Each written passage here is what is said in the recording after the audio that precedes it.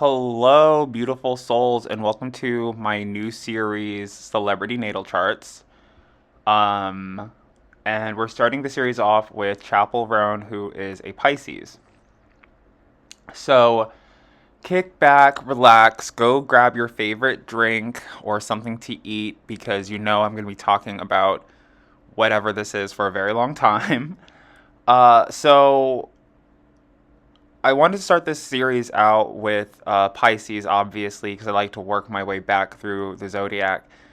And before I chose to start with and this is like, I want to give a sample of what a natal chart reading for me sounds like, what I analyze, how it would be delivered to you, what I would talk about.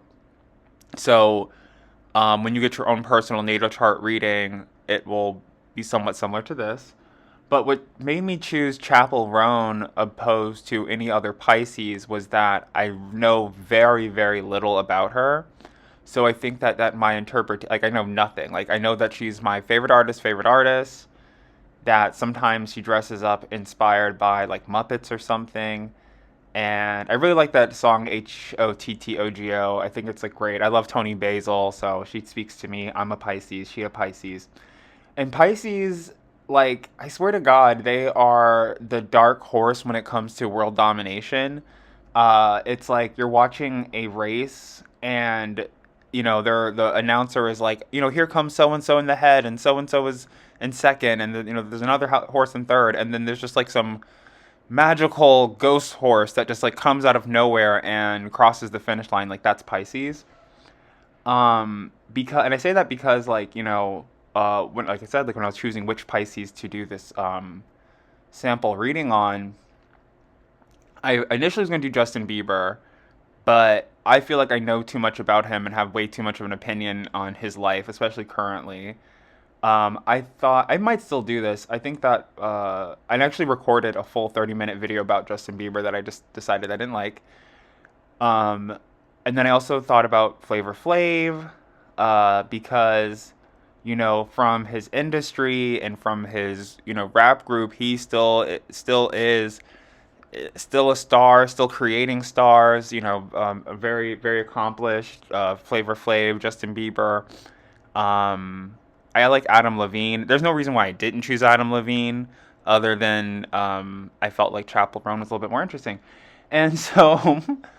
Those were the people that were rejected, and now we're doing Chappell Roan. And so, just more things about me that I always explain before I do a natal chart reading is that I personally, I might be wrong, but I personally do not believe that astrological energies are laser beams, even though they sort of are shown as laser beams in your natal chart. I always say that they are saison, they are seasoning for the stew that is you. So it's like, Aries is carrots and or like Aries is like carrots and pepper, and Scorpio is you know um, like oregano and thyme and whatever other stuff that you're putting in your food, shallots. I think they're like associated with red onions, but so that's what I believe. I believe that you're a stew and that you're being seasoned by your astrological energies. They're not laser beams. They're not precise rocket science, but that's just what I believe, and that's how I interpret charts. And so I was like, I know nothing about Chappell Roan. I've never looked at her natal chart before. I use an equal house system. So, the degrees will talk about a lot. I definitely think that there's a lot of merit to like sidereal astrology and Vedic astrology and all those things. But for your average Joe or Jane who isn't an astrologer, who may not know what a conjunction is or know who Chiron is or was, I feel like that sort of drowns people out of receiving the message. If I'm like, Jupiter and Chiron and the seventh house and conjunction and sextile and trine and square, well, they're like, they don't know what that means. It convolutes the message. So this is how I read. You'll see that when I start reading. And for the natal chart readings, they are typically either a video or a phone call, and they're very off the cuff. So if you schedule ahead of time, it will probably mitigate or stop me from being like, throughout your entire reading, because I'm like seeing it for the first time.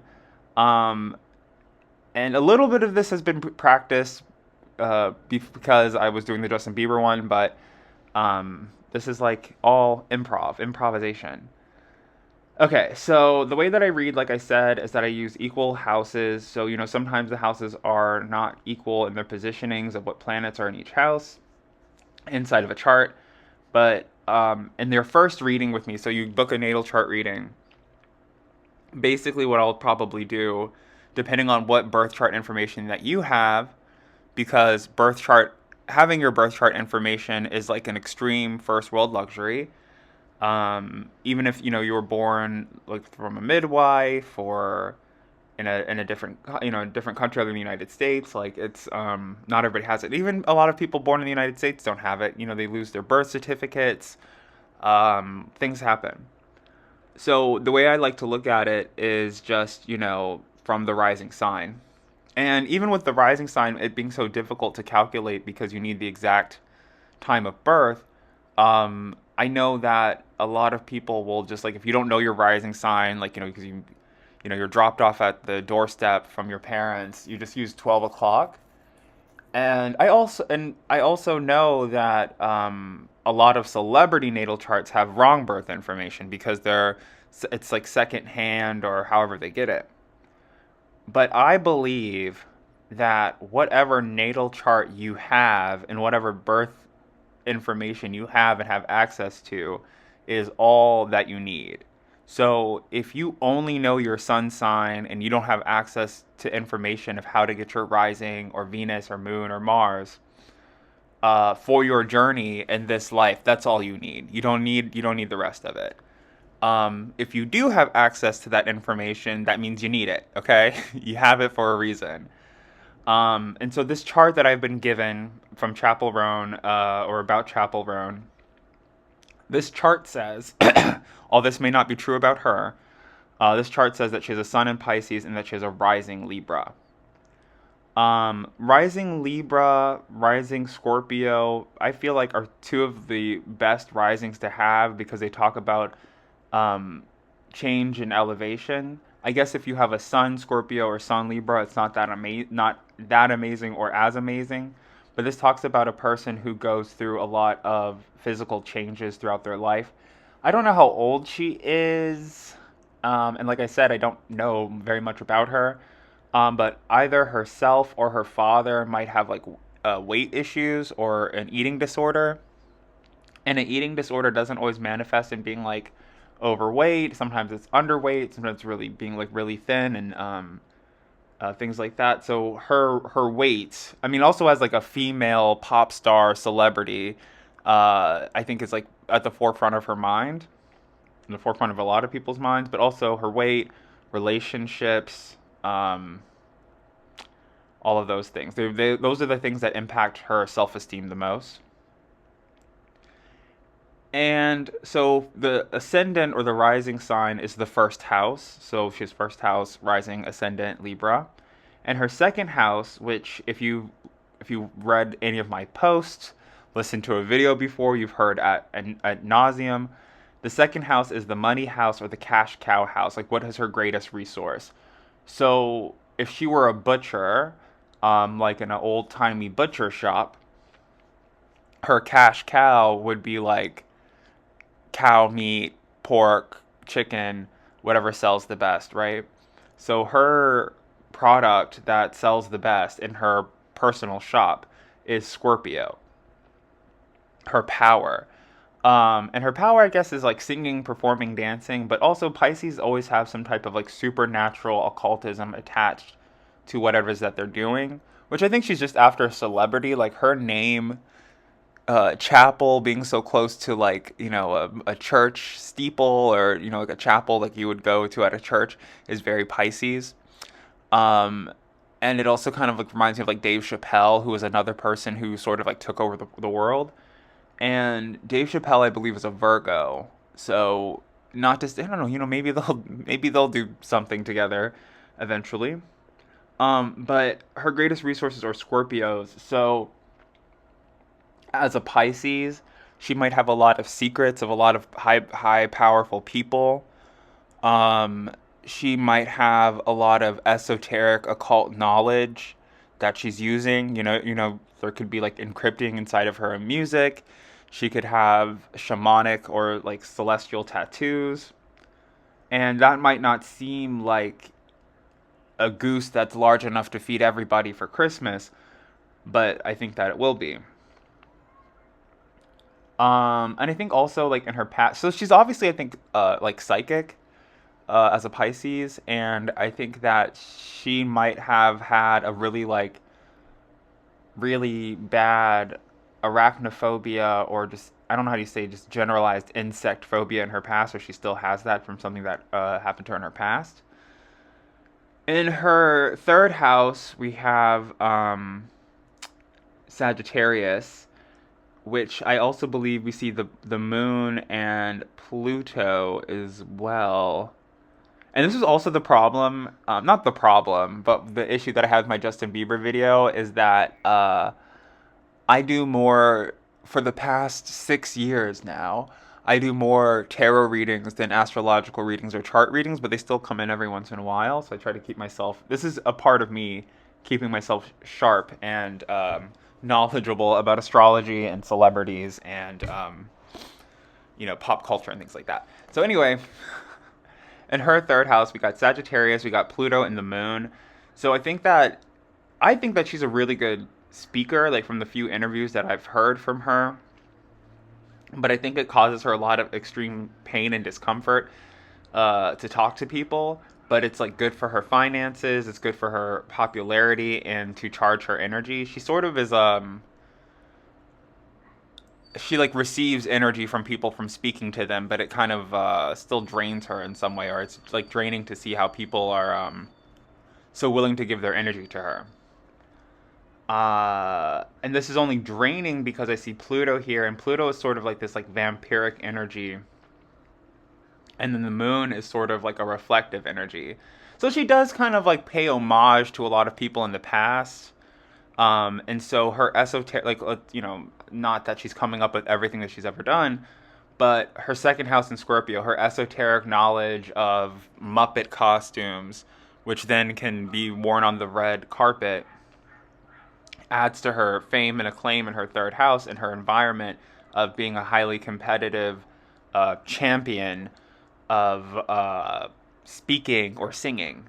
The third house being the house of speaking, singing, and things like that.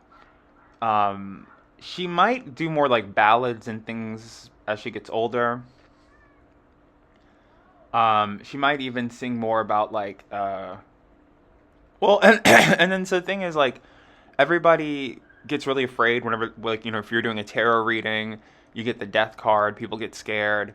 When people talk about Pluto, because I think like in the current astrology, there's like a lot of things going on with Pluto and Capricorn. But so sometimes Pluto is death because it is a transition from one life to another. But sometimes it's like ego death, where it's like, you dress up really preppy one day, the next day you're goth. It's like changing your appearance very often. But it also talks about like trans people who like fully transfer their appearance, not always necessarily by surgery, but then like, you have Pluto, Scorpio, surgical needles, and knives and things like that, all very connected. And the way that I became aware of her was that she was talking about Sasha Colby, who is a trans person. So she might hang out with a lot of drag queens from like RuPaul's Drag Race. They might be around her. They might really like her. Okay. So in her fourth house of Capricorn, we have Venus and Neptune, and or like Neptune sort of on like the 0 degree between the third and fourth house. But so let's say third house or fourth house, we have Capricorn with Capricorn and Venus. Fourth house, Capricorn, Venus. So that means she loves what she does for work. She loves where she lives. It has a lot of structure and a lot of stability. Her home may need like a lot of improvements. which randomly, auspiciously, synchronistically, I've been watching a lot of like Home Improvement, the television show with whoever the guy on that show, Tim the Toolman Taylor. I don't know his real name. And so she might need a lot of home improvements. Her mother's home might need a lot of improvements. Her connection to her mother or mother's side of the family might be really strained and maybe seem like somewhat of, as a curse. Her mom and her friends are her mom and her own personal friends, or her mother and her mother's friends are kind of an extreme obstacle in her life. But she loves it. So it's almost like, I don't know, like going to Thanksgiving dinner with your mother and she's going to like call you fat even though you're not fat or try to attack you in some way. And she's like ready for it. She's like, I'm ready. I'd like to fight in this way. And it also says, like, I guess, like her powers of attraction and her being a Pisces too is that what might keep her held back or stop her star from rising fully is that she might attract a partner that is very similar to her mother, whether that's like male or female. She might like want to adopt this caretaker position, which will kind of stop her from having her own family, but maybe she doesn't really want to have her own family. The pattern that I'm seeing in the center of her chart kind of looks like a highway, but also sort of looks like a sailboat. So I see her like sort of like bobbing in the middle of an ocean, choosing which direction to go. So as Libra is the sign of indecision and not knowing what choice to make or which direction to go in, she's sort of like a sailboat in the middle of the ocean. She's like, do I go and climb every mountain, or do I take care of the sick and the lame? Um, which is a very Pisces thing. Like, what do I do with my power? Do I become this like extreme charitable figure, like how a lot of pop stars and celebrities were in the early 2000s, or and start some charity to try to raise money to cure some disease that her mother might have? Or do I just be like a narcissistic sycophant and just cover myself in glitter? Okay, and then so which she could be very disillusioned or not have a lot of clarity on because of this 0 degree in Neptune. It's really murky for her. Um, 1, 2, 3, 4, 5. Okay, so the fifth house of Aquarius. So her fourth house, her fifth house, these are like the biggest obstacles in her life. Uh, Her fifth house in Aquarius, so I'm saying her friends get in her way a lot. I mean, she's very successful, but maybe she feels like she has to limit her success for her for friendship, or for friendships, or lower her intelligence sometimes. And we have,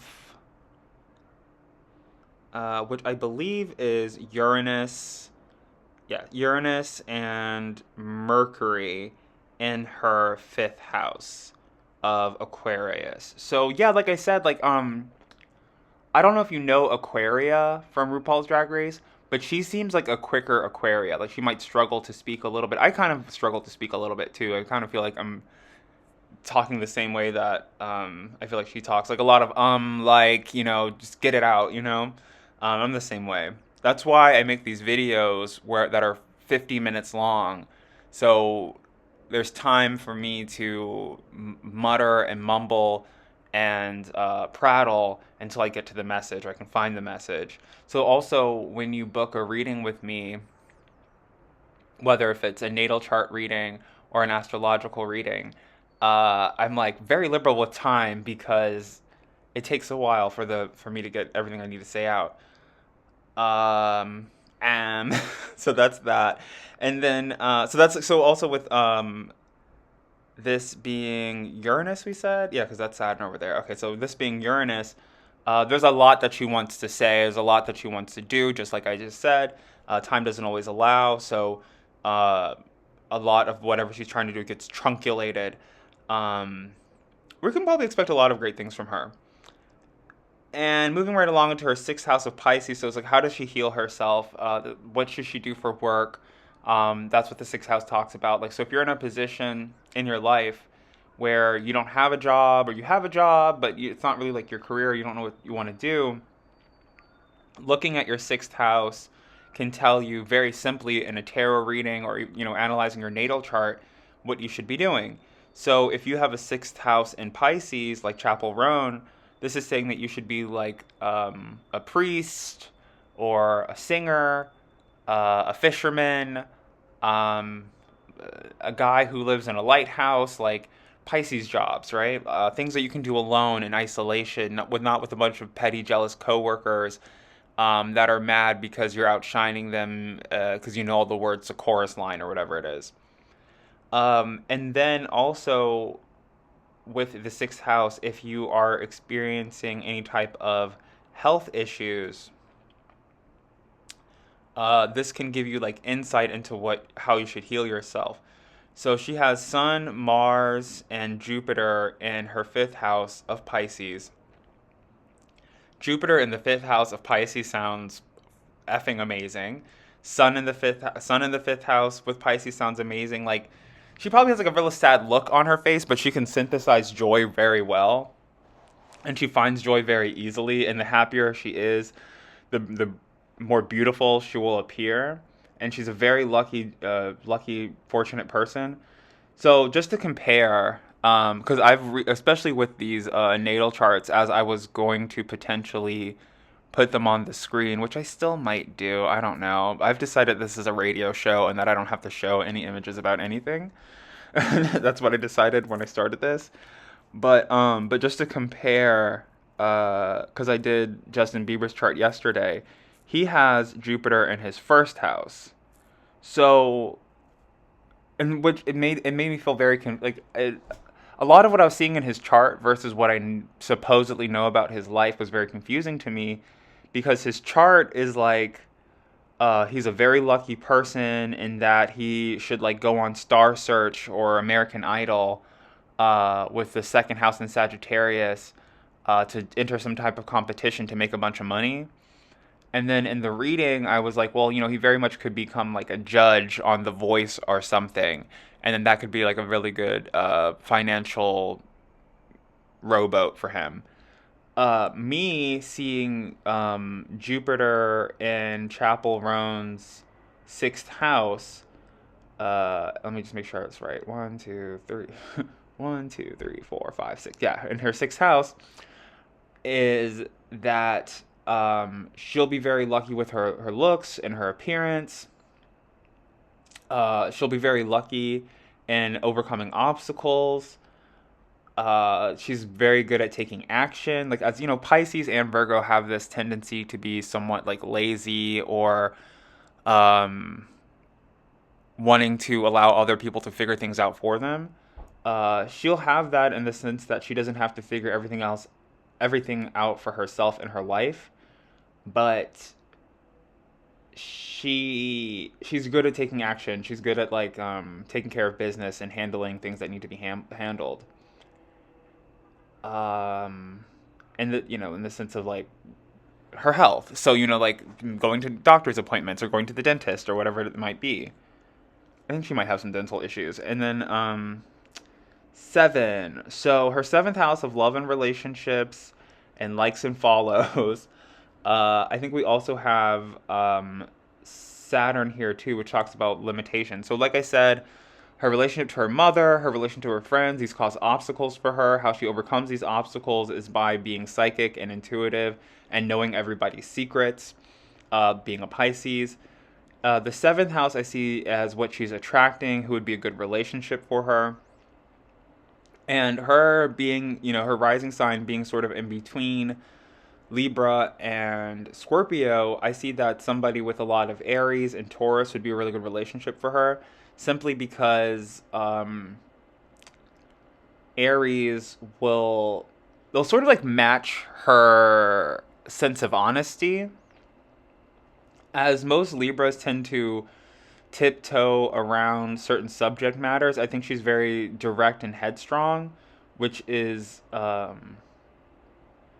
emboldened, or further emphasized by her Mars and Pisces. So I think that the only person that can really like match her freak or match how honest that she is in Aries. But also, I mean, this is, encroaching on the territory of her eighth house. She may want to be with someone who's more like a Taurus who has a lot of financial stability. And Taurus and Libra are actually really good couples. They're both ruled by Venus. They live beautiful lives together. So with her, she might have a lot of wants and desires to explore things in like Babylonian mythology, Egyptian mythology, a lot of biblical things. Like a lot of biblical things will be on her mind later in life. She might even become somewhat of like a theologist or religious figure, as Pisces tend to do. And in her ninth house of long distance travel, higher education, I don't know. Maybe there's something about her speech pattern or the way that she talks. She might eventually start something where she teaches people how to sing or how to speak. Um, and this further emphasizes the fact that she just has a lot to say. So you might see a lot of really good interviews out of her.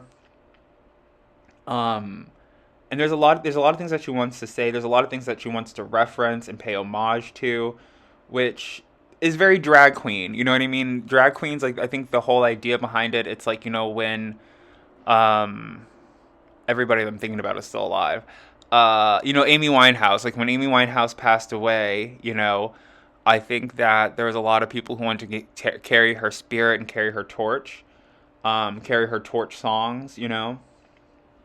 She might sing more torch. She might be in a. I could very much see her being in like a revamp of like Torch Song trilogy with Harvey Firestein.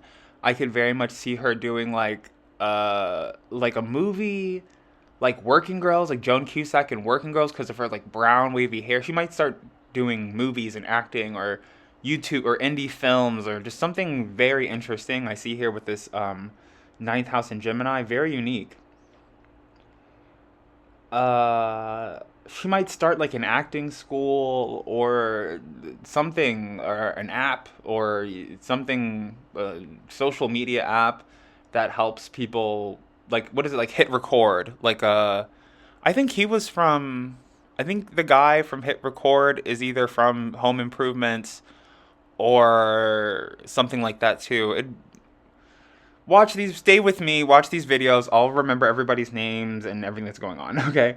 Okay, so but her 10th house is in Cancer. So she'll most likely be a mother. And if not a mother to biological children, she'll be looked at as a mother by a lot of people. She might start a drag house. You never know. Like, she might start some type of pop star, what is it? Center for kids who can't read good. Like from Zoolander, where a lot of people will look at her as a mother, or you might even have a lot of drag queens being like, mother, like, look at her, mother. Um, 11th house. So her 11th house, we have Leo. And so this says to me that she'll have a lot of popular celebrity friends. Her friends and her network or from social networking will be able to give her a lot more attention and acclaim. This is a very strong part of her life. A lot of her friends might be helping her out throughout her career. She has a very friendly vibration, and that will help her attract the partner that she's looking for. Okay, and then in her 12th house, we have Virgo. So the 12th house, I always say, is the house of the person that makes you miserable. And sometimes a person making you miserable isn't necessarily like them punching you in the face. Sometimes it's them like stealing your jacket so that you'll have to come back with them and be with them and they're all like lonely and sad. So for whatever reason, I mean, especially with her being a Pisces, it sort of makes sense.